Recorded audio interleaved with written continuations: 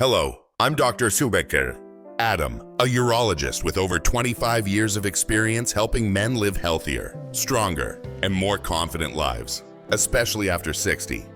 Every week, I share real advice, surprising science, and personal stories from my patients, because it's time we talk openly about men's health without fear or shame.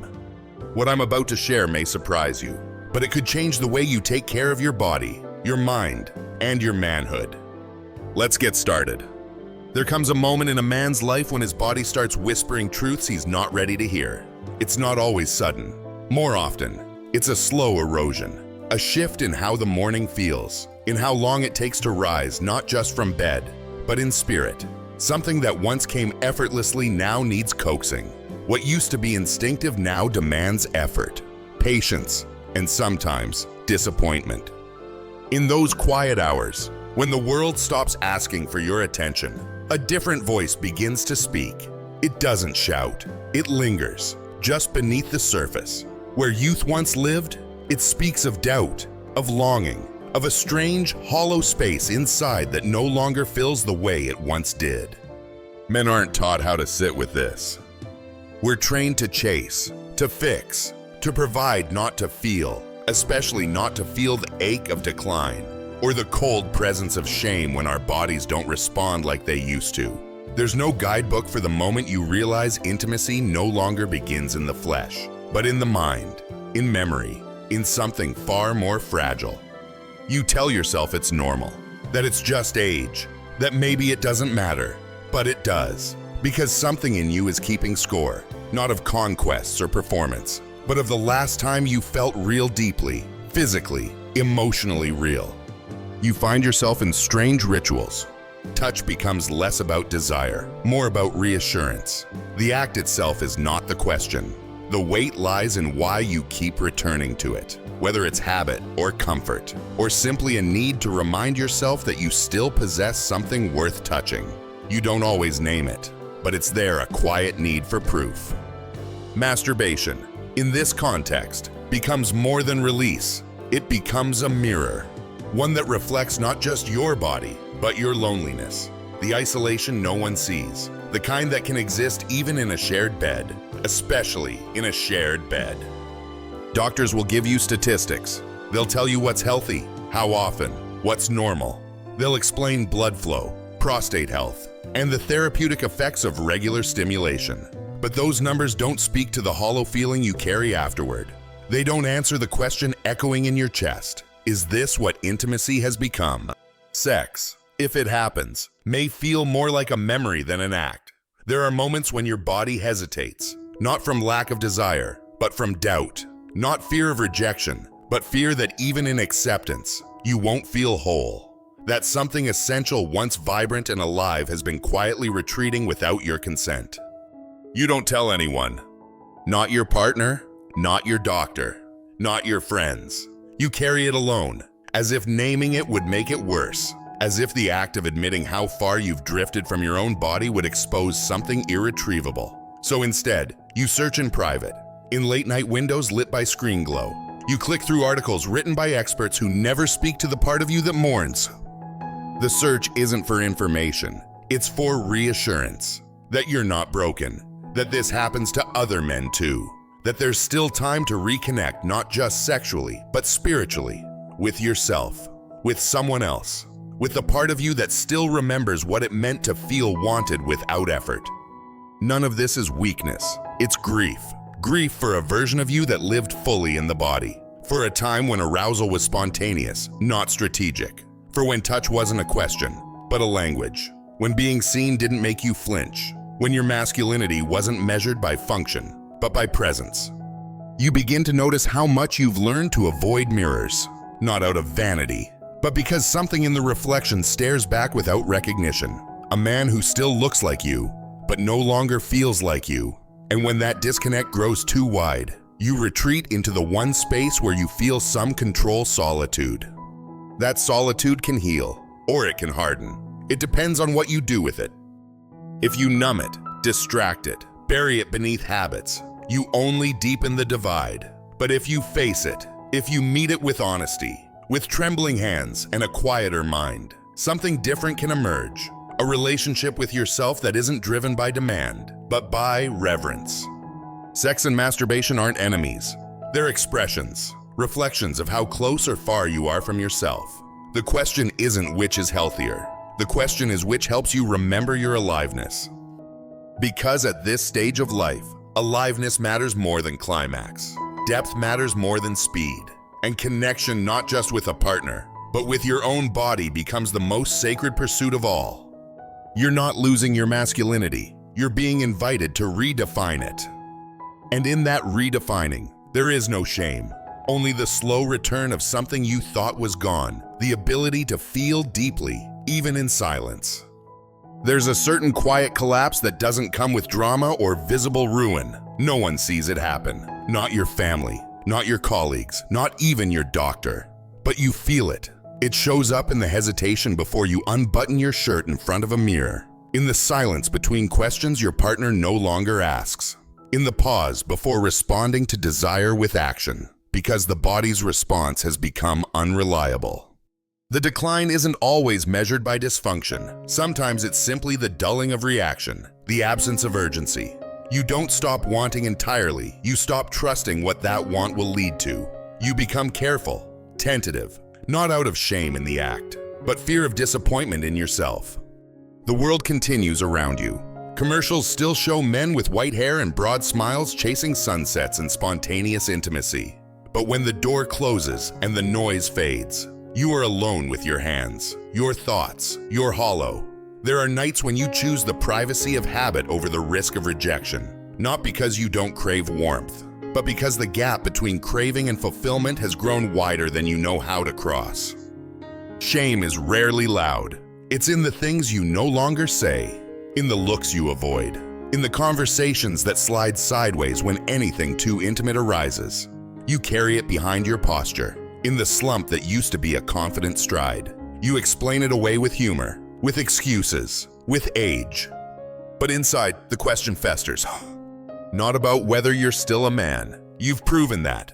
Through decades of endurance, responsibility, provision.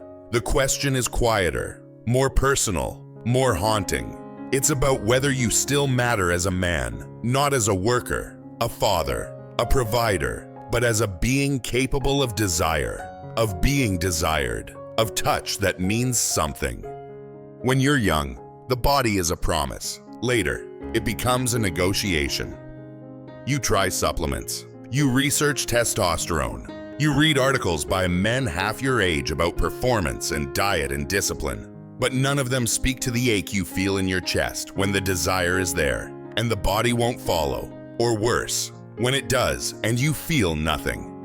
You start to detach from the ritual of intimacy. You touch yourself in private, sometimes out of boredom, sometimes from anxiety, sometimes because it's the only kind of connection you can control. But even that begins to lose color. It becomes a task, a release, a momentary escape that fades faster than it used to. The aftertaste it leaves isn't satisfaction, but something closer to emptiness. There are moments you wonder if this is it, if the second half of life is meant to be a slow drift into sexual neutrality. If the passion that once defined your youth is simply not meant to survive the long stretch of time. You think of former lovers, of moments when your skin felt alive just from the sound of someone else's breath, and you realize how rare that feeling has become. It would be easier if it were just physical, but the body is tethered to the soul, and when one begins to unravel, the other feels it. You find yourself pulling back emotionally, not because you want to, but because you don't want anyone to notice what you're afraid to admit. You fear being seen in this state vulnerable, unsure, incomplete, so you shrink, not visibly, just enough to create distance, just enough to avoid the risk of being misunderstood. This is the part no one prepares you for, not the decline, but the isolation that follows. The fear that intimacy will now come with explanation, that you'll have to ask for understanding instead of simply being met with it, that your body's silence will be mistaken for disinterest, that love will feel like pity, that desire, if it returns, will be met with skepticism. And yet, despite all of this, you haven't given up yet. Because even in this dimmed light, something in you refuses to go dark. You're not searching for pleasure the way you once did. You're searching for meaning, for touch that isn't performative, for closeness that doesn't require you to prove anything, for a return to something real. There comes a night maybe in the middle of a cold week, maybe after a memory catches you off guard when you realize the hiding has worn you out. The shame no longer protects you, it cages you. The routine of isolation has become too familiar, too heavy. And so for the first time in years, you stop pretending. You sit with yourself, not in front of a screen, not in the aftermath of habit, but in stillness. You place your hand on your chest, not out of ceremony, but instinct. You feel your own heartbeat, not as proof of life, but as a call. This is the turning point. Not dramatic, not cinematic, but real. A choice to meet yourself honestly, to stop fighting your body and start listening to it, to stop chasing what was and begin understanding what is, to touch without expectation, to grieve what has changed, to forgive yourself for not knowing how to hold it all sooner. You're not broken. You're a man who has spent a lifetime learning how to give, and now you are being asked to learn how to receive not just love, but grace. There is no map for this, no definitive answer about whether masturbation or sex is healthier, because the health you're seeking isn't in either act, it's in your relationship with what those acts mean now. Whether they connect you or disconnect you, whether they awaken or anesthetize, whether they bring you closer to yourself or further from who you used to be. You're not returning to who you were, you're becoming who you're meant to be next. And that journey begins in the quiet place where you finally stop apologizing for needing more than just release and begin reaching for something deeper. Rebuilding does not begin with testosterone. It begins with truth. Not the kind that comes from blood tests or prescription bottles, but the kind that rises slowly from beneath the layers of denial, self-protection, and nostalgia. The kind you feel in your bones when the mirror no longer startles you, when the reflection finally becomes familiar. Not because it hasn't changed, but because you've stopped punishing it for doing so. You begin to understand that sexuality, at this age, is not a performance. It's not urgency. It's not conquest. It's presence. It's the quiet confidence of a man who has nothing left to prove and everything left to feel. And what once felt like loss now reveals itself as space for a different kind of intimacy.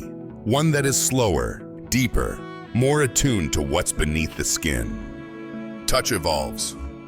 It becomes less about reaching climax and more about returning to your own body without judgment. You learn to trace yourself not as a means to an end, but as a way to remember. The scars, the wrinkles, the softness where there was once tension, all of it becomes part of a new language. One that speaks not of decline, but of survival. Of everything you've endured and everything you still long to feel. If sex returns, it does so on different terms. Not through pressure or demand, but through invitation. You stop seeking validation through performance. Instead, you offer connection through honesty. The awkward moments, the imperfections, the pauses that used to bring panic now, they bring humanity. And that, more than any technique or pill, is what begins to heal. Partners notice, not because the sex is wilder or more frequent, but because your presence is different. You are not grasping for your youth. You are bringing your age with you into the bedroom, not as a burden, but as proof. Proof that you've lived, that you've lost and loved and broken and repaired and still choose to show up, body and all. Masturbation changes too. It's no longer a secret escape or a consolation prize. It becomes a ritual, a way to stay connected to yourself on days when touch from another isn't possible. You stop measuring it in frequency or intensity. You start noticing how you feel afterward, whether you feel closer to yourself or further away, whether it grounds you or distracts you. And that awareness becomes your compass. You don't need to follow someone else's definition of health. You define it for yourself through the quality of your attention, the openness of your heart, the tenderness you offer your own body. You start making decisions not from shame, but from understanding. You know what kind of touch numbs you, and you know what kind revives you. The healing isn't linear. There are days when doubt creeps in again, when old voices return, whispering stories of inadequacy. But you meet them differently now, not with defensiveness, but with compassion. You don't silence them, you listen. Then choose what to believe. That choice, repeated enough times, becomes strength. Somewhere along the way, you realize your worth was never tied to your hardness. It was tied to your softness, your ability to stay open, even when the world taught you to close. You become curious again. About what arouses you. Yes, but also about what moves you. What makes you feel vibrant. What awakens your breath, not just your body. And slowly, you begin to live more from that place. You take care of your body not to restore what was, but to nurture what is. You eat differently, move differently, speak to yourself differently, because you've stopped treating your body like a machine that's failing and started treating it like a companion who stayed. The second half of life demands a different kind of masculinity. One that does not compete with youth, but transcends it. One that finds power in stillness, courage in vulnerability, and freedom in letting go of the old rules. You stop asking if you're enough. You start asking how deeply you can feel, how fully you can give, how honestly you can receive. For some men, this awakening leads to new relationships, not always romantic. Sometimes it's with yourself. Sometimes it's with God. Sometimes it's with the part of you that has been waiting decades to be seen without armor. The intimacy you discover isn't always sexual, but it is always sacred, because it brings you back to life. And that, in the end, is the answer no urologist can give you. Whether masturbation or sex is healthier isn't the question that matters most. The real question is what kind of life you're creating around your desire. Whether your sexuality is something you hide or something you honor. Whether your body is a battleground or a sanctuary. You are not who you were, but you are still becoming. And in that becoming, there is room for everything: the fear, the longing, the tenderness, the grief, the joy, the rediscovery. You are not starting over, you are starting deeper. And the man who emerges is not weaker than the one who came before. He is quieter, more aware, more attuned to the invisible thread that connects longing to meaning and meaning to intimacy. He understands now that his body was never the whole story. That touch, when given with presence, is a form of prayer. You won't find this truth in brochures or lab reports. You'll find it the moment you stop running from your own reflection and begin walking toward it. Naked, unapologetic, alive. If something in this story mirrored what you've been carrying alone, then this space was meant for you, not as a fix, but as a place where the unspoken is allowed to breathe.